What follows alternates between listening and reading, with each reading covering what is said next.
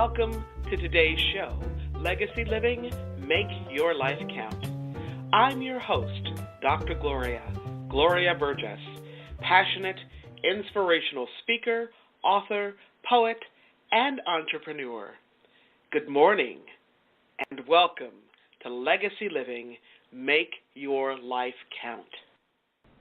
Today is Wednesday, May 2nd, and in just a couple of days, we celebrate Cinco de Mayo, the 5th of May, a day celebrating Mexican-American culture here in the United States. I want to give a great big thank you to those of you who are listening today, and here's a great big shout-out to all of you listening around the world. I'm delighted and so grateful that you tuned in. I sure hope you're enjoying a fabulous day today, and that you're having a fantastic week, because you know what? In the grand song of the universe, life is very, very short. It's short and sweet and oh so precious. So I hope you're making a difference in your own life, because when you do, you also make a difference in someone else's life. Now, a lot of folks want to make their life count for something. And they ask me, how do you do that? Well, it's really very simple. Very simple. You make your life count day by day, step by step, moment by moment, every single day, 365, 24/7. That's what Legacy Living, Make Your Life Count is all about. You can learn more about Legacy Living, Make Your Life Count by visiting the Gloria Burgess website. That's Gloria, B as in boy, URGESS.com.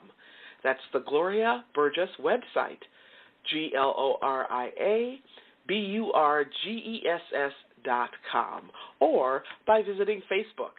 And that's facebook.com/DR for Doctor, DR, GLORIA, BURGESS, PHD /.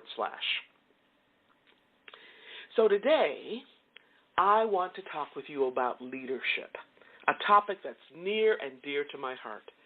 Specifically, we're going to focus on women's leadership and forming your own identity as a leader.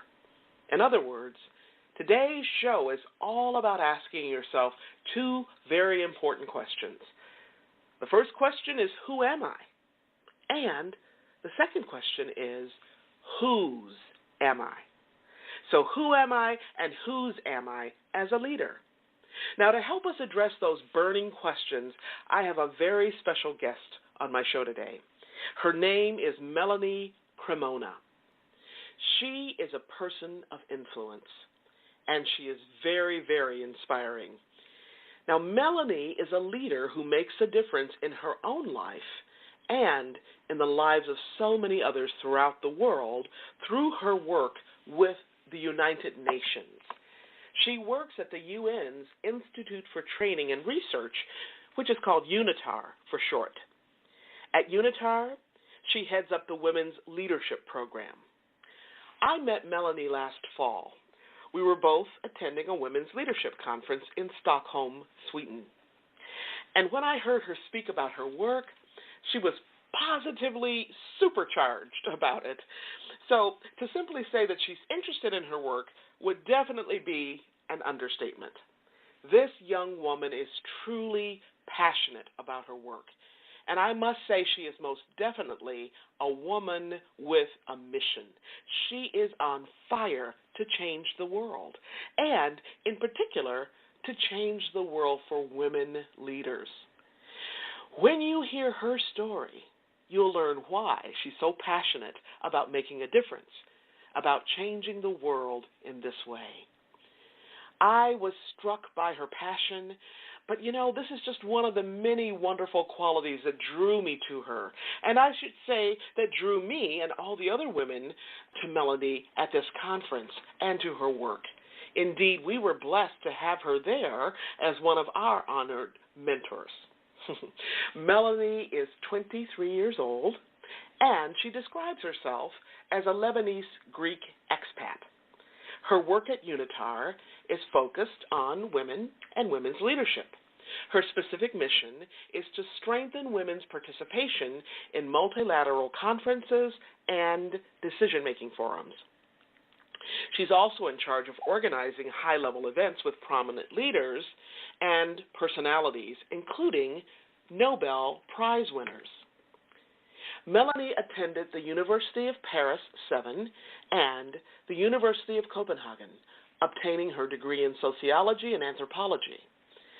She also obtained the International Diploma in Humanitarian Assistance from Fordham University. Melanie says that she's always dreamed about making a meaningful impact in the world and often likes to question conventional norms. Well, during my conversation with her, you will hear more about her dream. You'll also hear about how she was shaped and formed as a leader, all with a particular focus of serving other leaders. You know, in many ways, Melanie's outlook on life and in her work pulls together the many threads of what my own life and work are all about. You've heard me talk about some of these threads and themes on this show, the themes of gratitude, authenticity, generosity, strength, passion, presence, hope, and possibility. I just love it.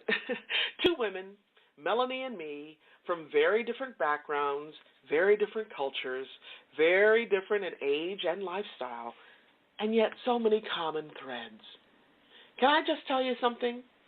We had a fabulous conversation, and I'm so excited to have this amazing leader with us today. This is going to be a fabulous show. You don't want to miss a single word of it. So, put on your walking shoes, grab your earbuds, or just relax in your favorite chair and grab yourself a cup of coffee or tea or a nice, cool glass of water. You're going to want to take notes today. We're going to have a good time. But before I jump into today's show, I just want to take a moment to welcome you. If you're just joining us, I'm your host, Dr. Gloria, and this is Legacy Living, Make Your Life Count. I'd like to extend a special welcome to those of you who are joining my show, or if you're joining Talk Network Radio for the very first time. You're in for a real treat. I'm excited to have you listening in today, and I'm deeply honored that you've allowed me to be part of your day so you can be inspired by the ideas and resources to make your life count. Today's program is all about women's leadership and developing your own identity as a leader with my guest, Melanie Cremona. Welcome to the show, Melanie. I'm so glad that you're here, and I can't wait to talk with you about your passion for women's leadership. Thank you very much, Gloria. It's such an honor for me to be with you, and thank you very much for giving me this opportunity and for taking the time as well, because we're both talking from different countries, so it's such a pleasure as well. Thank you so much. Yes, this is really a blessing for me, and I know it's going to be a blessing for our listeners. Melanie, I want to begin by asking you, when I met you, you were just so passionate about what you were doing, and the way that we met was through a women's leadership conference. And I'm just wondering, what made you realize you were so passionate about social problems, including women's rights, gender equality, and women's leadership? Well, yes. I must say that from a young age, I realized I had a very strong empathy towards people in need of help. And I always felt very sensitive and would always make people's problems my own problems. I must say it was a blessing and a curse at the same time, because it developed a sense of guilt and purpose in me and a need to feel useful and to contribute something to our society. So I was passionate about philosophy, sociology, about the way society can affect a person's life. And this was the reason why I decided to pursue a degree in sociology. And during my degree, I had to take a gender and sexist course, which was mandatory, and I was very skeptical and a bit weirded out about it because I was a firm believer at the time that there was no need to work on feminism, and I was very judgmental, so I believed that anyone who wanted to be equal to men clearly lacked a lot of ambition. So I realized I was really stubborn as well during my degree, and I learned so many things that brought me back down to earth. So many things really made more sense as well around my identity as a woman, and I started understanding how my Lebanese background played a major role in shaping my identity as a woman and how badly feminism was needed in our society, especially coming from a Middle Eastern country where it's true that compared to other Arabic countries, women might have a bit more rights, but there are still so many loopholes in the law and so many issues that no one talks about. I also had the chance to do an exchange in Copenhagen for 1 year, and at the time, the prime minister was a female, and there is also the queen who plays an important role in the society there. So all these things opened up my eyes and made me realize I was really passionate about gender issues, and really made me want to work for the UN and do something about all these problems. Well, thank you. That's quite a background that you have there, Melanie. Thank you for sharing that with us. Can you talk with us a little bit about some of the challenges that you faced as a woman? You mentioned your Lebanese background, and how did your background shape your identity in that perspective? So, yeah, I grew up in a society where, paradoxically, you can find many women holding leadership positions in the workplace and being very equal to men. And yet there are still many, many loopholes and paradoxes.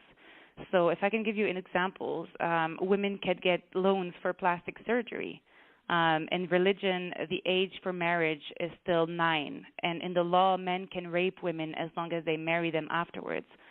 Also, women are not able to give their nationality to their children. And there's no clear distinction between sex and rape during marriage because a wife needs to fulfill her duties. And religion and patriarchal norms still persist. So let's say there are still a lot of patriarchal problems and issues towards gender equality and respect for women, which makes things really difficult to understand. And given these facts, it has become very difficult to find my identity because women are over-sexualized, but at the same time, if they are sexually liberated and free, they still face a lot of judgment. And I grew up myself being a tomboy, and I still struggle to this day to be very feminine. This means that I was often asked why I was wearing men's clothes or didn't wear enough jewelry or makeup, or that I should probably find a husband instead of working and focusing on my own growth. So I have listened to a lot of women while growing up being beaten by their husbands, raped, or forced to abort. I've listened to women who were scared to talk about their relationships, or to this day are still very much afraid to talk about sex, relationships, or anything related to it, simply because it is taboo. Yes. So these perceptions of how women should be and behave were the main challenges I faced, and it's only when I was able to travel and educate myself that I became more comfortable with my femininity and to become a tomboy without worrying about it. So I still face some comments from time to time, even about the fact that I consider myself a feminist, but it affects me less and less, and I also do feel bad for many of my friends in Lebanon and in other countries where the rights of women are where women are oppressed, who still struggle to be free women and liberated women. So nowadays, I do feel a bit more comfortable to be directly involved in contributing to the enhancement of women's leadership. But and the fact that being given the chance to work on the Women's Leadership Program was a blessing that came into my life at the right time and at the right moment. But the challenge I face as well is seeing all these women still struggling, I must say. Yeah, well, thank you. That's amazing. The many contradictions and what you call paradoxes in your culture. And I think you actually speak for many women around the world. Melanie, I get to travel and speak in, various countries. And although, on the surface it seems one way when you